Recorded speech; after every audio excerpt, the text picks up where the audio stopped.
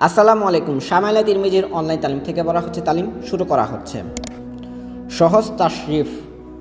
এই হাদিস রসুল সাল্লাল্লাহু আলাইহি সাল্লামের অবয়স, এর রং এবং চুল মুবারকের পরিমাণ ও বয়স সম্পর্কে স্পষ্ট বর্ণনা পাওয়া যায়।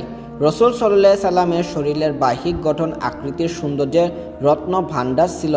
তার শরীর মুবারক মধ্যম আকৃতির ছিল, অস্বাভাবিক খাটো কিংবা অস্বাভাবিক লম্বাও ছিল না। এই দুইটি বাহ্যিক সৌন্দর্যের পরিপন্থী। রসুল সাল্লাল্লাহু আলাইহি সাল্লাম যে কোনো ধরনের ত্রুটি কিংবা অপূর্ণ থেকে পবিত্র ছিলেন। তার গায়ের রং ছিল উজ্জ্বল ও পরিষ্কার। গায়ের রং ধবধবে সাদা ছিল না, বরং লাল মিশ্রিত উজ্জ্বল ছিল। দেখতে খুব সুন্দর দেখা যেত, তাতে কালোর কোনো আভা পরিলক্ষিত হতো না। তার গায়ের রং ছিল বাদামি, যাকে সামুরহ শব্দে বর্ণনা করা হয়েছে। চুলের অবস্থাও ছিল মধ্যম ধরনের, একদম হালকা কোকড়াও ছিল না, আবার সোজা খাড়াও ছিল না, যা অসুন্দর দেখায়।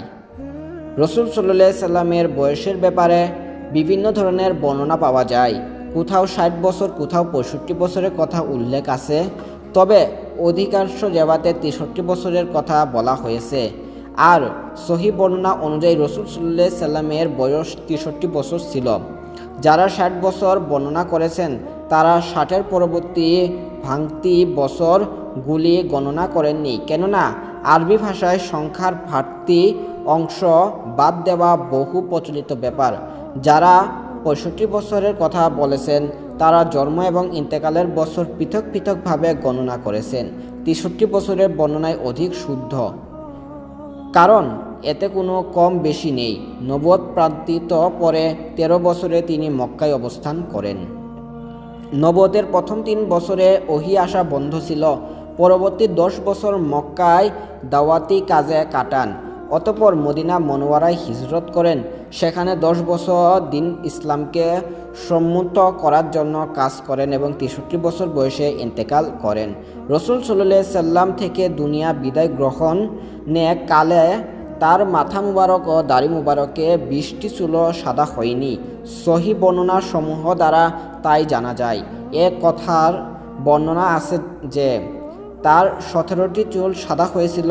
অন্যত বর্ণনা মতে তার কোনো চুলই সাদা হয়নি, অর্থাৎ খুব বেশি সাদা হয়নি, যা দূর থেকে দেখা যায় এবং বার্ধক্যের আলামত হিসেবে প্রকাশ পায়।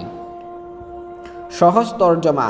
2. হযরত আনাস ইবনে মালিক রাদিয়াল্লাহু আনহু থেকে বর্ণিত, তিনি বলেন, রসুল সাল্লাল্লাহু আলাইহি সাল্লাম মাঝারি গঠনের ছিলেন, অধিক লম্বাও ছিলেন না, আবার বেটেও ছিলেন না। অতি সুন্দর দেহের অধিকারী ছিলেন। তার চুল মুবারক অধিক কুকড়ানো ছিল না, আবার একেবারে সোজাও ছিল না। গায়ের রং ছিল বাদামি। হাঁটার সময় সামনের দিকে কিছুটা ঝুঁকে হাঁটতেন। সহজ তাহকিক। মধ্যম গঠন। রা বর্ণে জবর বা সাকিন অথবা দুটিকেই জবর দিয়ে পঠিত। পুল্লিঙ্গ ও স্ত্রীলিঙ্গ উভয়ের সিফত আছে, অর্থাৎ মধ্যম গঠনের অধিকারী। দ্বারা উদ্দেশ্য, অর্থাৎ অধিক লম্বা ছিলেন না, যেমনটি প্রথম হাদিসে উল্লেখ হইয়াছে। বাদামি রং, অর্থাৎ যাতে অধিক পরিমাণে শ্যামলা রং না হওয়া। দ্বারা উদ্দেশ্য অধিক শ্যামলা।